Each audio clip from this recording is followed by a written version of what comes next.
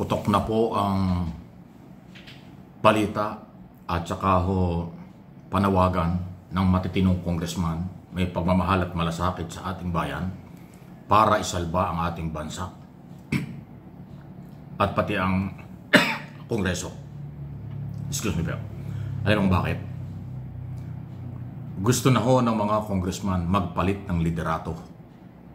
Nagsalita na yung batang congressman Barsaga ng 4th District ng Cavite, Congressman Toby Chanco, Congressman Benitez, at iba pa para maisalba ang kongreso. Kasi malinaw po na talagang merong congressman na sangkot sa graft in corruption, sangkot sa insertion na pinag-uugatan ng korupsyon sa national budget taon-taon, hindi lang itong 2025. At dahil dyan, panahon na talaga na kung gustong isalba ng matitinong congressman ang imahe ng kongreso, magpalit sila ng speaker. Nagsalita kasi si Speaker Romualdez, hindi daw siya magre-resign. Parang ang piling mo, sa'yo na yan Malinis daw siya. Yan ang sinasabi. Pero ang insertion, small committee. Maniniwala ba kayo na walang alam ang speaker dyan? Di ba inamin na matapos mag-viral noon ang picture ni dating Senate President Escudero na ilang beses bumalik-balik sa Kongreso para lang i-monitor ang insertion. Ang insertion ay binubuo ng kakaunting tao. Small committee, pinangalanan na nga ni Chanco. Majority Leader, Minority Leader, Chairman ng Committee on Appropriation. Yan po ang nagpapatakbo sa side ng Kongreso. At siyempre, hindi pwedeng hindi alam ng Senado yan. Kaya nga si Escudero noon personal na pupunta ng Kongreso at inamin niya in public na kanyang pinapalo up doon sa small committee. Yung small committee ang gumagawa ng insertion. Tapos sasabihin nyo, walang alam ang speaker, hindi alam ng speaker. Lahat ng galaw sa Kongreso ay dapat alam at hindi pwedeng hindi alam ng speaker. Yung investigasyon, sa kung sinong priority at sinong iimbestigahan, sinong iimbitahan, alam ng speaker yan. Estado ng ongoing hearing, alam yan. Nakita nyo, nagtatalo sa ulo sila doon dahil ayaw imbitahan ng infrastructure committee. Si Saldico ay siyang dapat magpaliwanag sa insertion at saka sa di umani korupsyon dahil congressman contractor yun. So sirang-sira ang imahe ng Kongreso. Pero ayaw bitawan ni Speaker.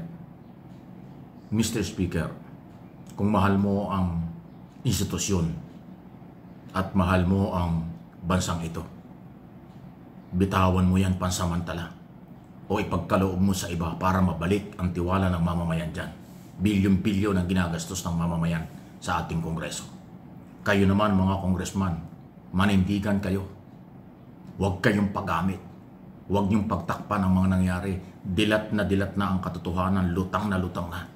Naniniwala ang taong bayan na mayroong korupsyon sa mga project, hindi lang sa flood control project na may kinalaman ng mga politiko. Pinangalanan na po yung 20 congressman. Although lahat yan magdi-deny, walang aamin.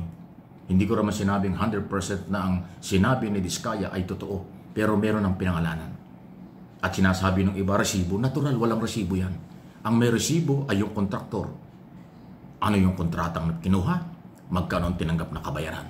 Yung partihan sa pera, sino ka ba namang makikipagpartihan na illegal yan tapos kukuha ka na resibo o pipirma ka? Wala. Tama yung sinabi ni Diskaya. Wala akong pimirma. Puro mga sugo at tao lang na mga politiko ang kumuha ng pera sa amin.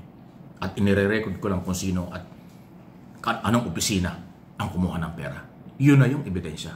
Yung nakakuha siya ng pera sa gobyerno, nakakuha siya ng project at pinarti-parti ang pera, yun ang ebidensya. At yung volume na napakaraming pera na pinakita sa public hearing na nakakalulang perang nasa lamesa, na normal lang palang nangyayari yun, parang normal lang sa kanila. Kitang-kita ng lahat ng empleyado ng district office kung paano bumuhos ang karton-karton volume ng pera. Pera ng mamamayan. Hindi pa ba ebidensya yun, Mr. Speaker? Ang public office is public trust. under 1987 Constitution. Abogado ka, Mr. Speaker. So, delikadesa naman. Kung meron kang delikadesa, huwag mong kontrolin, i-hostage ang Kongreso at ang mamamayang Pilipino. Dapat mong papanagutin ang mga congressman kaalyado mo at ikaw mismo magpaliwanag ka ng maayos at sumailalim ka rin sa investigasyon. Dahil yung sinabi ng akusasyon, yung sinabi ng Diskaya na merong 25% umano na pupunta sa iyo at saka kay Saldico na kaibigan mo. Marami doon naniniwala. Kaysa hindi. Yan ho ang nakikita ko at observation ko. Kung sa Senado, naging magiting ang mga senador, yung 15 senador, pinalitan nila ang liderato para maisalba. Bakit hindi magagawa ng congressman? Bakit ayaw gawin ng mga congressman? Diyan mismo sa loob ng Kongreso may gumagalaw na gusto nila palitan. Pero bakit yung majority ng mga congressman ay tahimik? Yung bang pananahimik na yan, meron kayong alam sa korupsyon? Yung bang pananahimik nyo yan ay para sa bayan?